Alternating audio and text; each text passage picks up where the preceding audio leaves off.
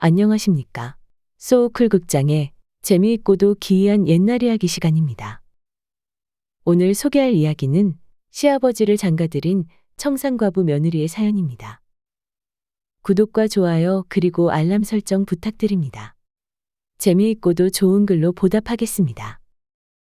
옛날에 높은 벼슬을 지내다 은퇴한 대감이 아내를 여의고 늦게 둔 외아들을 장가들여 며느리와 함께 살고 있었다.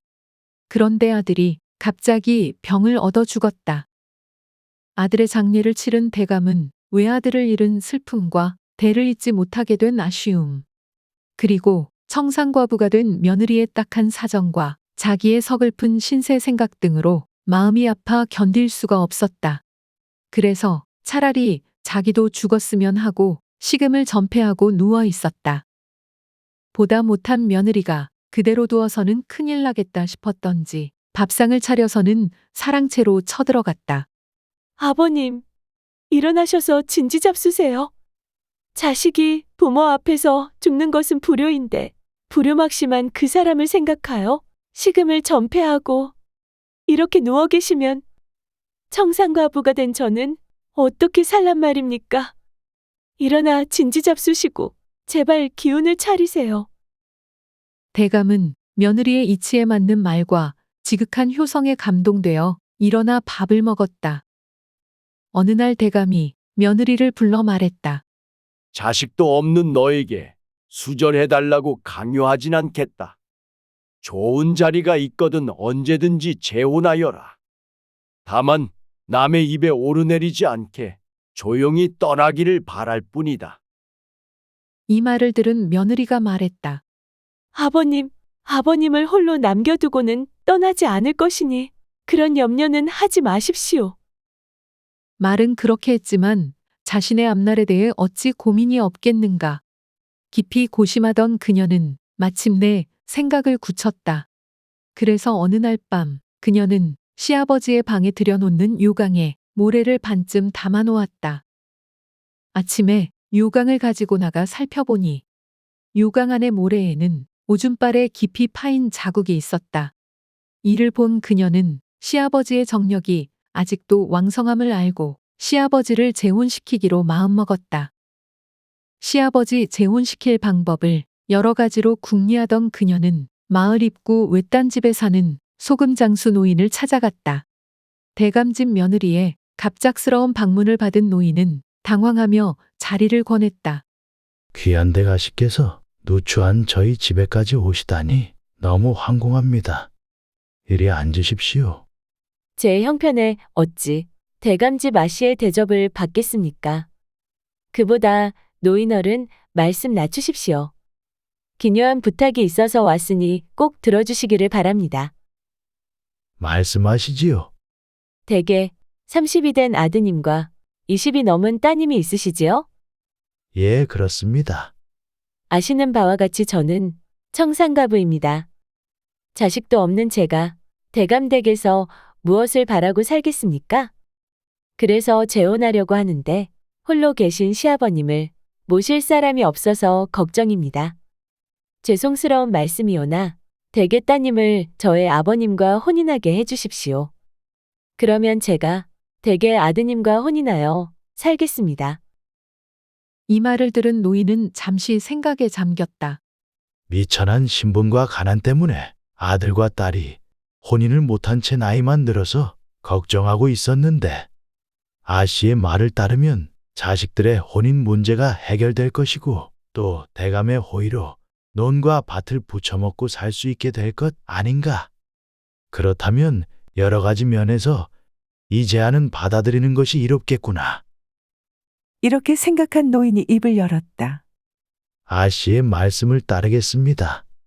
저의 아버님은 환갑을 지낸 노인인데 새삼스럽게 혼인 예식을 올리고 새로 장가를 가라면 탐탁하게 생각지 않을 것입니다. 그래서 혼인 예식을 올리지 못하니 양해해 주십시오. 하지만 다른 것은 소홀함이 없도록 할 터이니 따님을 아무 날에 저희 집으로 보내주십시오. 그녀와 약속한 날에 노인은 그녀의 집으로 딸을 보냈다. 그녀는 노인의 딸을 목욕시키고 곱게 단장시킨 뒤에 미리 마련해둔 예쁜 옷을 입혔다. 그리고 시아버지의 방에 들어가서 취할 행동을 자세히 알려준 뒤에 조용히 기다리고 있게 하였다. 그녀는 주원상을 들고 사랑채로 건너가 시아버님께 약주를 권하였다. 대감은 며느리의 행동이 좀 이상하다고 생각하였으나 평소 행동이 반듯하였으므로 별 의심 없이 권하는 대로 술을 받아 마셨다. 그녀는 대감이 술에 취한 것을 보고 잠자리를 보아들인 뒤에 술상을 들고 나왔다. 술에 취한 대감이 자리에 누워 있는데 갑자기 방문이 열리고 한 여인이 들어왔다. 대감은 며느리가 잠자리를 함께하려고 들어오는 줄 알고 깜짝 놀랐다. 지금껏 마신 술이 다 깨는 것 같았다. 정신을 가다듬고 다시금 여인을 보니 처음 보는 젊은 여인인데 아주 예뻤다. 며느리가 아닌 것을 안 대감은 안도의 한숨을 쉬며 자는 척하고 누워 있었다. 그 여인은 대감의 옆에 조금 앉아 있다가 살그머니 일어나 옷을 벗고는 대감의 이불 속으로 들어갔다. 대감은 그 여인을 받아들여 즐거운 밤을 지냈고 며느리로부터 저간의 사정을 들은 후에는 둘째 부인으로 인정하고 맞이하였다. 며느리는 그 여인을 시어머니로 깍듯이 받들어 모시는 한편 소금장수 노인에게는 좋은 논과 밭을 떼어주어 잘 살게 해주었다. 한편 노인은 이제나 저제나 그녀가 자기 아들에게 시집올 날을 기다렸지만 그럴 낌새가 보이지 않았다. 어느 날 노인이 그녀를 찾아와 왜 약속을 지키지 않느냐고 따졌다. 그러자 그녀가 노인에게 조용히 말했다. 노인의 따님이 저의 시어머니가 되셨습니다. 그러니 이제 노인은 저의 시외조부가 되시고 노인의 아드님은 저의 시외숙이 되십니다. 제가 어찌 시외숙과 혼이나요? 함께 살겠습니까? 처음에는 제가 잠깐 잘못 생각하여 그렇게 하겠다고 하였지만 다시 생각해보니 차마 그럴 수는 없는 일이었습니다. 이제 댁의 생활 형편이 좋아졌으니 댁의 아드님에게 시집올 처녀가 분명히 있을 것입니다. 댁의 아드님은 좋은 혼처를 구하여 장가 보내심이 좋을 듯합니다. 이치에 맞는 그녀의 말에 노인은 더 이상 할 말이 없었다. 노인은 그녀의 말대로 아들을 다른 여인과 혼인하게 하였다. 새로 맞이한 젊은 시어머니는 곧바로 태기가 있어 첫 아들을 낳았고 얼마 안 있어 둘째 아들까지 낳았다.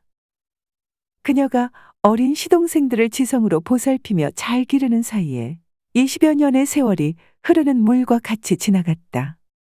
그녀와 시어머니의 나이는 이제 40이 넘었고 시아버지의 나이는 어느덧 80이 넘었다. 20이 넘은 시동생 둘도 장가를 들어 각각 아들을 낳았다. 어느 날 그녀는 온 가족이 모인 자리에서 말했다. 아버님, 어머님, 양자를 얻기 위해 오랫동안 기다리고 정성을 들였습니다. 장조카를 제게 양자로 주십시오. 이 말을 들은 가족들은 그녀의 말에 모두 찬성하였다. 나이든 시아버지를 재혼시켜 새 시어머니와의 사이에서 시동생을 얻고 시동생을 양자로 드릴 수 없어 시동생이 아들을 낳기를 긴긴 세월 기다린 그녀의 마음을 가족들은 모두 잘 알고 있었기 때문이다. 그녀는 시아버지와 새 시어머니를 지성으로 모시고 양자의 효도를 받으며 잘 살았다. 참고문헌 및 자료 출처 소개해 올리겠습니다. 최은식 교수가 지은 책 한국의 효행 이야기의 내용을 빌렸습니다. 한국민족문화 대백과사전, 국립중앙박물관, 한국학중앙연구원 그리고 국립민속박물관의 기사와 사진 그리고 그림을 빌렸습니다. 현대화가 박연옥의 책 한국의 미인도와 조선의 여류시인 미인도에서 그림 몇 점을 빌렸습니다. 현대화가 운하영의 책 흑요석이 그리는 한복 이야기에서 그림 몇 점을 빌렸습니다. 장영주 선생의 책 소금장수 원님에서 그림 한 점을 빌렸습니다. 위키백과와 나무위키의 기사와 사진도 참고했습니다. 조선시대화가 김중근과 신윤복의 그림 몇 점을 빌렸습니다. 123RF, 핀터레스트, 크라우드픽, 픽스타, 픽사베이 그리고 게티 이미지뱅크의 사진과 일러스트도 빌렸습니다. 소우쿨 극장은 일주일에 3번, 매주 화요일, 목요일 그리고 토요일 오전 11시 전후에 이야기를 올립니다. 고맙습니다. 다음에 만날 때까지 안녕히 계셔요.